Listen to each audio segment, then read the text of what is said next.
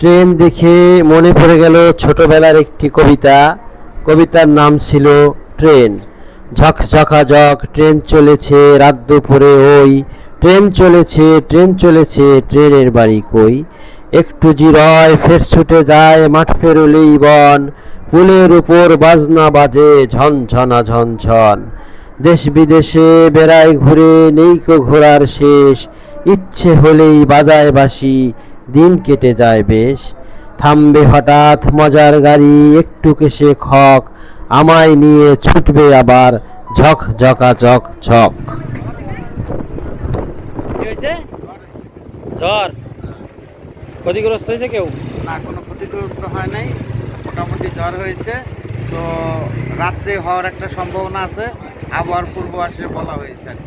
এখন এই জন্য কি আপনি বাড়িতে যেতে চান না? অবশ্যই আমি যেতে চাই, কারণ সুস্থ শরীরে যেতে চাই। আল্লাহ পাক আমাকে সবাইকে সুস্থ শরীরে যার যার গন্তব্যস্থানে পৌঁছে দেন। এখানে কি জন্য আসছেন আপনারা? এখানে আসছি অনেকদিন পর, পদ্মা ঘাটে আসলাম। পদ্মার যে আগের যে রূপটা, সেই রূপটা আছে কিনা এটা দেখার জন্য আসলাম। দেখলাম যে না, ব্রিজ হওয়ার পরে পদ্মার যে রূপ, সেই রূপটা পুরো সম্পূর্ণ চেঞ্জ হয়ে গেছে। চেঞ্জ হয়ে গেছে না? হ্যাঁ। এখন কি মনে হয়? এখন মনে হয় আগে সেই পদ্মা নেই, পদ্মা অনেকটাই মানে মরণাপূর্ণ অবস্থায়। সেই ঘাটগুলি এখন মানুষের রিসোর্ট হিসেবে গাছগুলো এখন মানুষের রিসোর্ট হিসেবে অনেক, ঢাকা থেকে আজকে ছুটির দিন, ঢাকা থেকে লোক আসছে, অনেক দূর দূর থেকে লোক এসে ফরেনিয়ার দেখলাম, অনেক ফরেনিয়াররা এখানে অনেক দেখা গেল একটু আগে। ঠিক আছে, ধন্যবাদ আপনাকে।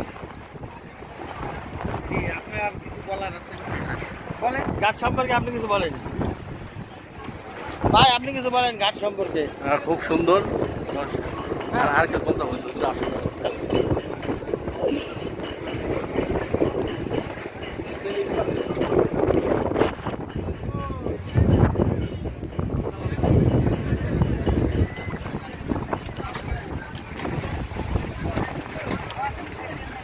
প্রিয় ভিউয়ার্স, আজকে আমরা চলে আসলাম শিমুলিয়া ঘাটে দেখার জন্য কেমন আছে শিমুলিয়া ঘাট।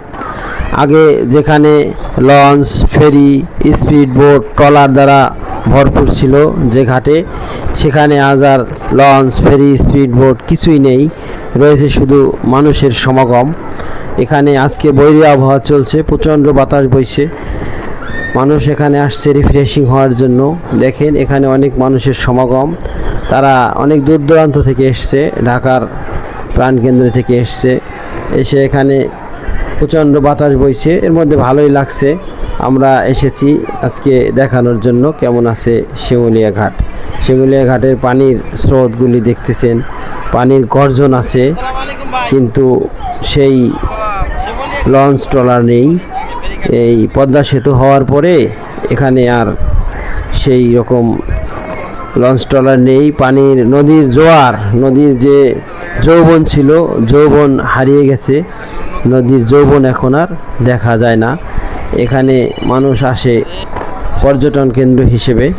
যে জায়গাগুলো তো ছিল বাস ট্রাকের সমাগম, সেখানে আপনারা দেখেছেন শিশুদের শিশু মেলা হিসেবে কিছু পণ্য রয়েছে, যেমন নৌকার দোলনা রয়েছে, একটা ট্রেন রয়েছে, এখানে মানুষ ঘোরাঘুরি করার জন্য আসে।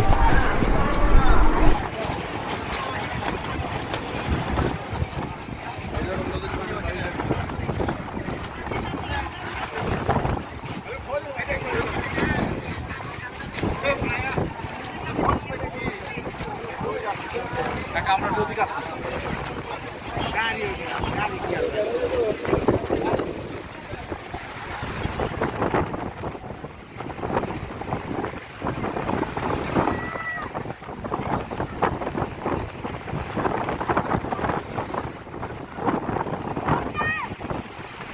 যান, আপনারা যান।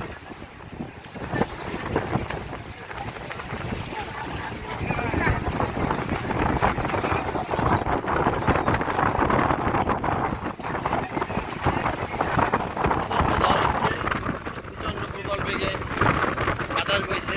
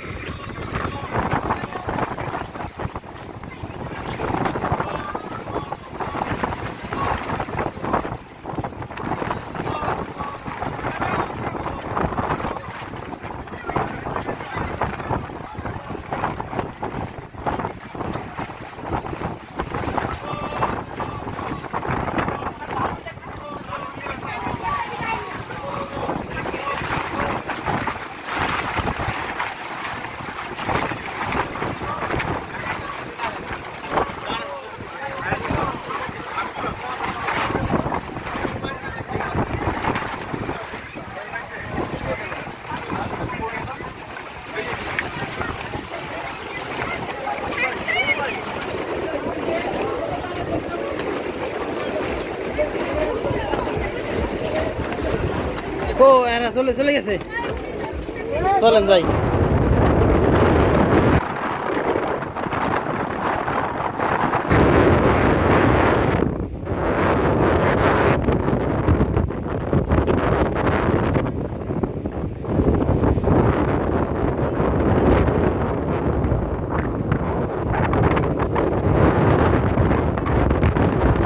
পদ্মা সেতুর এই শূন্যতা দেখে একটি কবিতা বলতে মন চাইলো। কবিতাটা এরকম হলে কেমন হতো? পদ্মা সেতু হলো যে আজ, চলছে না আর লঞ্চ জাহাজ, স্পিড বোটে হাহাকার, যাত্রী নেই ফাঁকা পারাপার, ঢেউ খেলে না নদীর বুকে, শূন্যতা আজ চোখে মুখে, চঞ্চল ছিল সেই তরি, নেই আর সেই দিনের ধরি।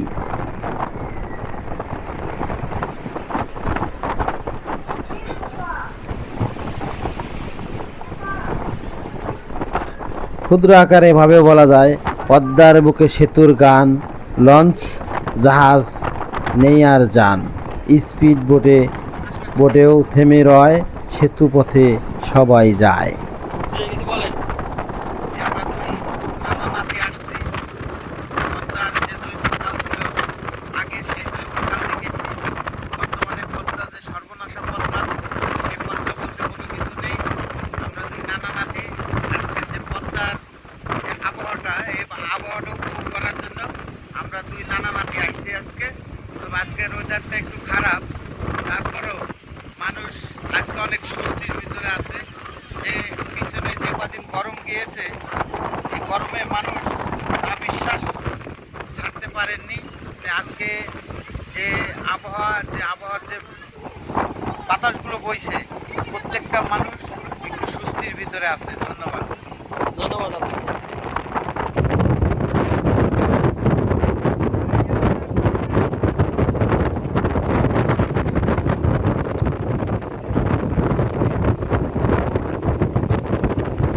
এই পদ্মা, এই মেঘনা, এই যমুনা সুরমা নদী তটে, এই পদ্মা, এই মেঘনা, এই যমুনা সুরমা নদী তটে, আমার রাখাল মন গান গেয়ে যায়, আমার রাখাল মন গান গেয়ে যায়, এ আমার দেশ, এ আমার প্রেম, কত আনন্দ বেদনা মিলন বিরহ সংকটে। এই পদ্মা, এই মেঘনা, এই যমুনা সুরমা নদী তটে, এই মধুমতি ধান শিরি নদীর তীরে, নিজেকে হারিয়ে যেন পাই ফিরে ফিরে। এই মধুমতি ধান শিরি নদীর তীরে, নিজেকে হারিয়ে যেন পাই ফিরে ফিরে।